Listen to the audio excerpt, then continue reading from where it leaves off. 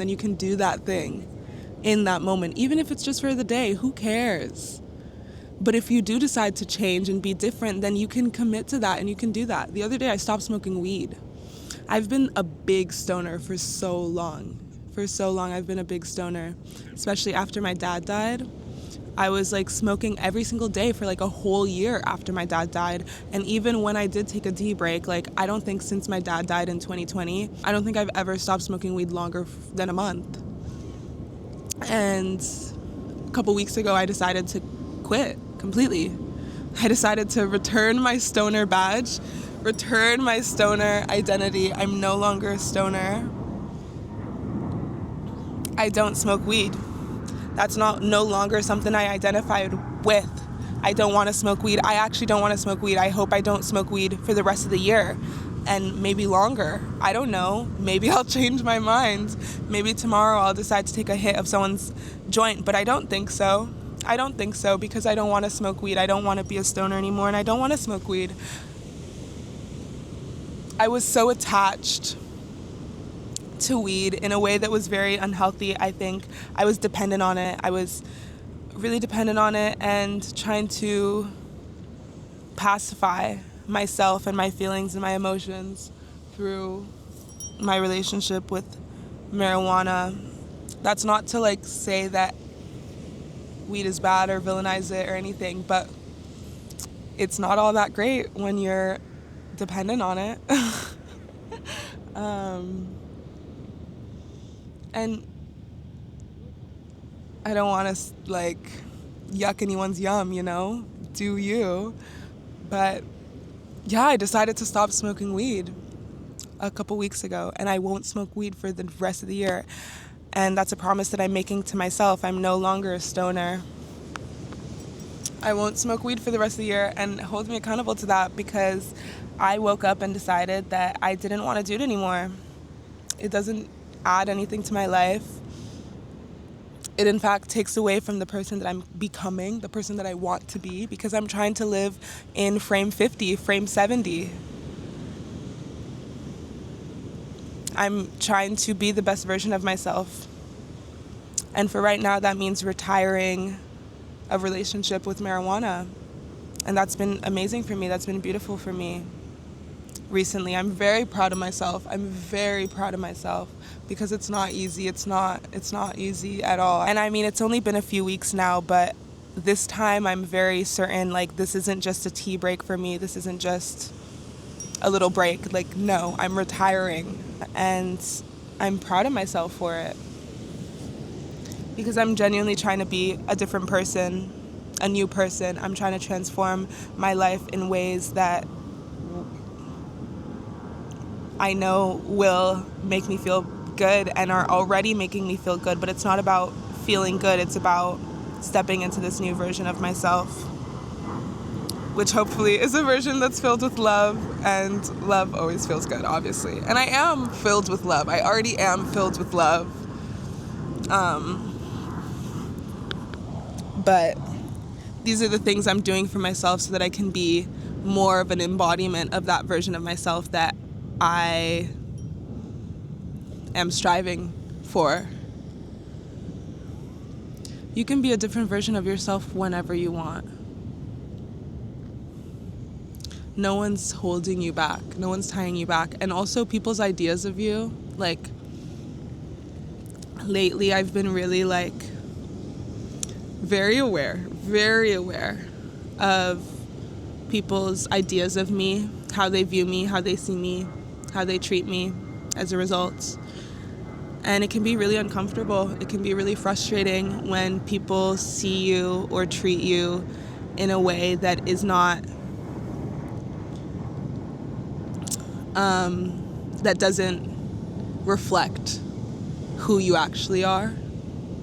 So I've been feeling a lot of that frustration of just feeling like people see me in ways that are so far from who I am today. Today, not last month, not 2 months ago, not 6 months ago, not even fucking last week, honestly. This week I'm different. I'm at a point in my life where, like, even if it's at the surface level, this week I'm different. But I'm at a point in my life where so many things are changing and so many things are transitioning. Like, I am in such a transitional point in my life that, like, every week I genuinely feel different. Every week. So I know it can feel really frustrating when you're in environments or you're surrounded by people that are still seeing you and treating you and trying to hold you to a version of yourself that you've already outgrown. I know it can be really frustrating. I feel you. And at the end of the day, you just have to stay true to who you are. You are the one that knows yourself most, best, more than anyone in the world, even if you're lost, even if you are lost, even if you're not sure who you are or who you want to be, who you want to become, even if you have no clue. Deep down, you're the only one that knows yourself the best. And you get to decide who you want to be. So even if you're lost, even if you don't know, and even if you're lost, you are still the one that has the power to decide who you are today. I just was hanging out with my friend Seer, and they spit an amazing metaphor on me. I was like, wow, I've never enjoyed spit so much. No, they said something amazing that was like, we are like hermit crabs, and we have our own shell, but every once in a while we outgrow our shell, we outgrow our environments, we outgrow our people, we outgrow our shell. And so you have to leave the old shell behind and go around on the beach looking for a new shell to fit you. And then when you finally find a new shell that you're vibing with, that fits, that you like, that you want to bring in, you find that shell, you go and put your body into that shell, and it won't fit perfectly right away. It sometimes there's some, like, so you just have to, like, move and stretch into the shell. Sometimes it just takes a minute to, like, move and stretch into the shell and really feel comfortable, really feel at home in that shell. It just takes a minute of that acclimation. And that's what a transitional period really feels like in your life. That's how I feel, at least for me. I'm just, like, stretching into my shell. I'm moving, dancing, breathing into my shell. Like when you are super hot, you go into a cold body of water. At first, it's a shock. At first, it's so cold and it's such a shock. But the deeper you go, and after some time, your body begins to acclimate. And it doesn't feel as cold anymore. It's not so bad after a while.